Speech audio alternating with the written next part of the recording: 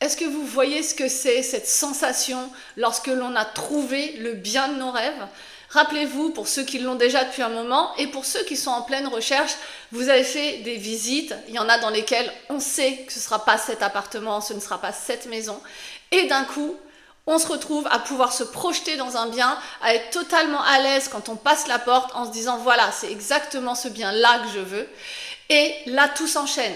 Vous faites une proposition, elle va être acceptée par le vendeur et là, on va devoir effectivement trouver le financement. Donc, on va aller soit interroger notre propre banque.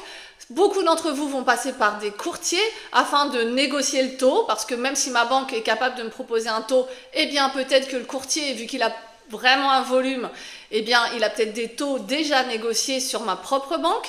Et ensuite, il va négocier peut-être les intérêts de remboursement anticipé, il va négocier la caution plutôt qu'une hypothèque par exemple. Après, c'est pas mon métier, je voudrais pas dire de bêtises, mais voilà.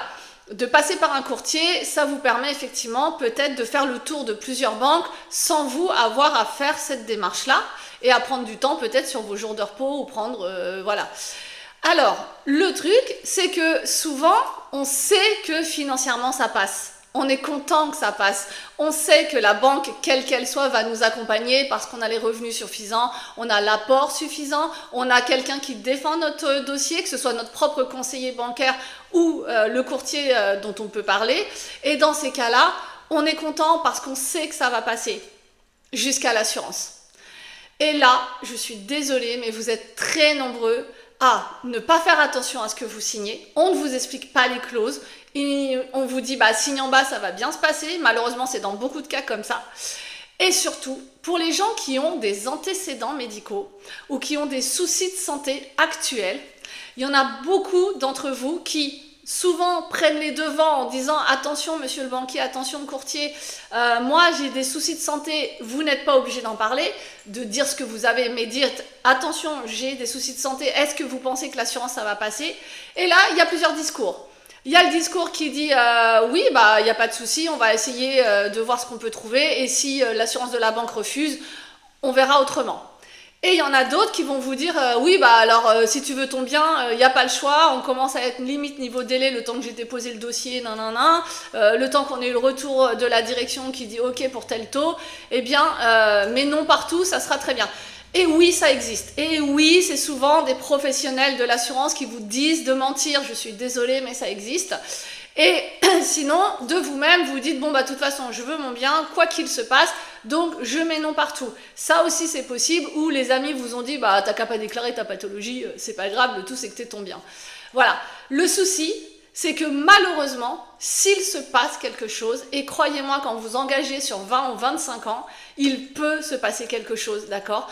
Ce qui veut dire que derrière, si vous avez omis quelque chose, et quand je dis omettre, c'est vraiment un traitement médical, hein, un cachet pour la thyroïde, un cachet pour votre hypertension, ça peut être effectivement juste des trucs à surveiller. Vous savez, on a fait une petite radio et puis on a trouvé des nodules, mais bon, pour l'instant, tant que ça grossit pas, on n'y touche pas.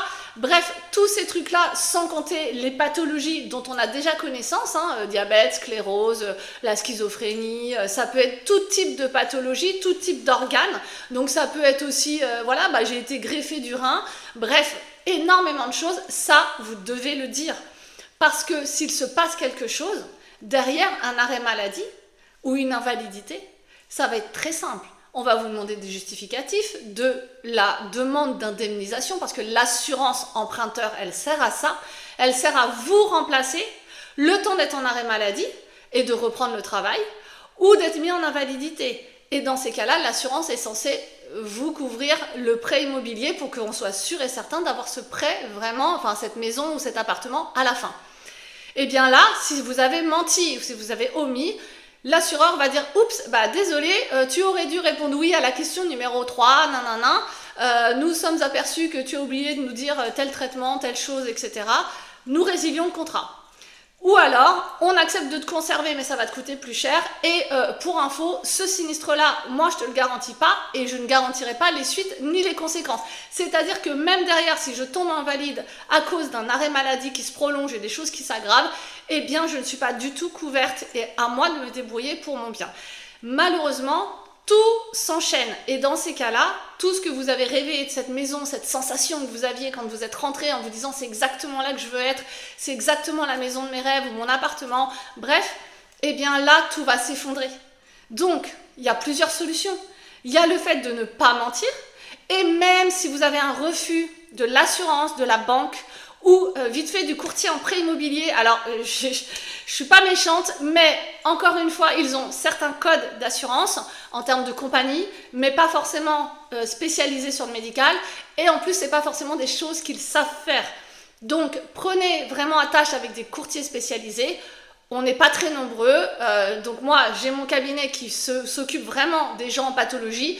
Tout ce qui est convention ARAS, etc., c'est bien, mais ce n'est pas suffisant. Tout ce qui est pouvoir emprunter avec un risque aggravé de santé. Il va y avoir aussi tout ce qui est le droit à l'oubli pour le cancer et l'hépatite C, et c'est tout, aucune autre pathologie, d'accord? On va être très très clair sur ça. Eh bien, il y a des fois où vous ne rentrez pas non plus dans le droit à l'oubli parce que votre cancer a été détecté plus récemment ou votre fin de protocole n'a pas déjà 5 ans. Bref, tout ça, c'est possible, on peut trouver des solutions. Mais dans un premier temps, soit vous pouvez chercher l'assurance avant et comme ça, globalement, on a un budget et on sait à peu près vers quoi on va. On trouve l'assurance et vous êtes tranquille. Soit vous faites toutes les démarches, vous signez de compromis de vente, ce qui du coup va vous donner un délai pour trouver l'assurance. Vous allez au niveau de la banque, vous faites l'assurance de la banque si vous le voulez et vous nous appelez tout de suite. On fera les démarches auprès des compagnies vraiment spécialisées. Oui, on prend des frais de dossier, mais je peux vous garantir que vous allez économiser de l'argent du fait de passer par notre cabinet quand vous avez déjà un accord, que cet accord aura pu être renégocié s'il y a des surprimes trop importantes. Notre rôle, c'est aussi de vous accompagner et ne pas signer juste parce que on signe et puis tant pis pour le prix, on verra ça plus tard.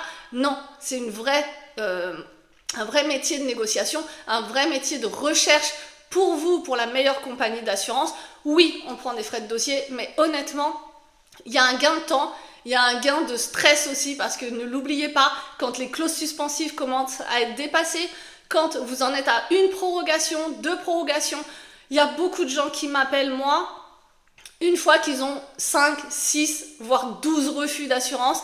On a interrogé plein de compagnies, on s'est un peu laissé balader par le courtier, le machin, qui a fait ce qu'il a pu, mais s'il n'est pas spécialisé, il va avoir interrogé des compagnies avec lesquelles il ne faut pas travailler sur le médical. Là, je suis désolée, mais c'est vraiment l'expérience qui parle. Il y a des compagnies qui ne veulent pas de gens malades, ni avec des antécédents. C'est comme ça et c'est pas autrement. C'est leur politique, leur clientélisme. Et à côté, il y a des compagnies qui savent faire.